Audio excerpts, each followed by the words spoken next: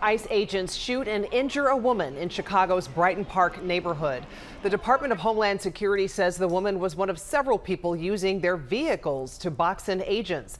According to ICE, the woman also had a semi-automatic gun and tried to run over the agents. The shooting happened on South Kedzie. No ICE agents were injured.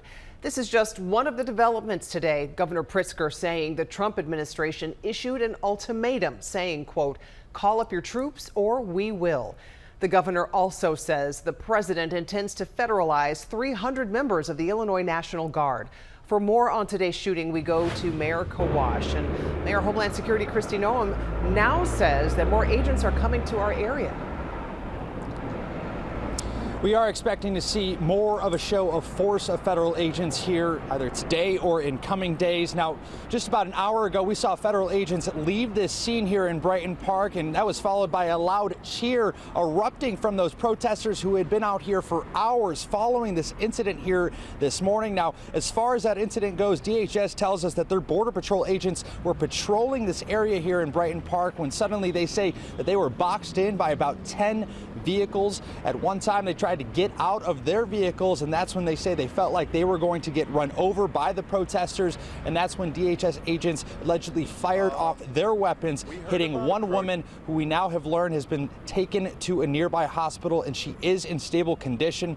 DHS also tells us that woman was already known by federal agents. She was named in a Border Patrol intelligence bulletin just last week for allegedly doxing federal agents online.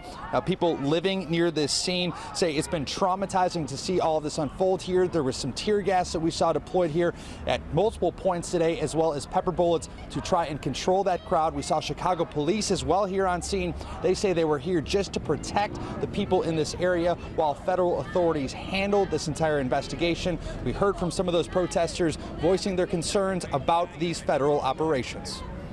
We see it on the news, we see it on our phones, but to see it live is just shocking. That this is America, this is the country that we love, that we work for, that we protect. ICE is terrorizing our community.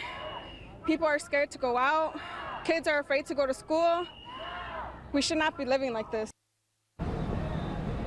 Now, DHS Secretary Kristi Noem posted on social media saying more federal agents are on the way, and that comes as Governor Pritzker says the Trump administration is trying to mobilize 300 members of the Illinois National Guard here to deal with all these operations and protests. He shared a statement saying, in part, the Trump administration's Department of War gave me an ultimatum: call up your troops or we will. It is absolutely outrageous and un-American to demand a governor send military troops within our own borders and against our will. So we will see how that plays out in terms of more federal agents coming here.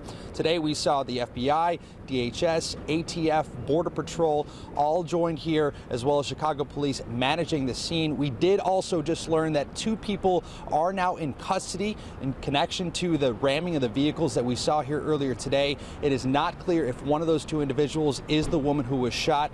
We're still waiting to learn some more information there, but as that comes in, we'll keep you updated. All right, Mayor, thanks. A lot unfolding there. Also today, a court hearing is now set for Tuesday afternoon in a lawsuit filed by the village of Broadview.